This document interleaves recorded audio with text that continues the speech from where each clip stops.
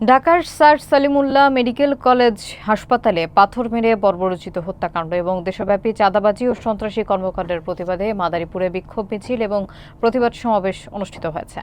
বিস্তারিত দেখুন এস.এম. আজহার হোসেনের তথ্যচিত্রে। 13 জুলাই বিকেলে ইসলামী যুব আন্দোলন ও সাধারণ ছাত্র জনতার উদ্যোগে মাদারীপুরের ইটেরপুল রফিক সুপার মার্কেট ও কলেজ গেট থেকে বিক্ষোভ মিছিল শুরু হয়ে শহরের প্রধান সড়কগুলো প্রদক্ষিণ করে প্রেস ক্লাবের সামনে গিয়ে শেষ হয়।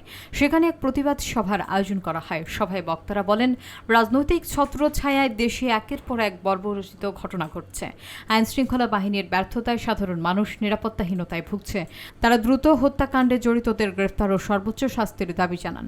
প্রতিবাদ সভায় বক্তব্য রাখেন বৈষম্য বিরোধী ছাত্র আন্দোলনের যুগ্ম আহ্বায়ক আশিকুল তামিম আশিক, ছাত্রনেতা আবু আলিম, স্বেচ্ছাসেবক নেতা আসাদুজ্জামান সাইফ এবং ইসলামী যুব আন্দোলনের ফরিদপুর বিভাগের সাংগঠনিক সম্পাদক মাওলানা এস.এম. আজিজুল হক সহ অন্যান্য জেলা নেতৃবৃন্দ।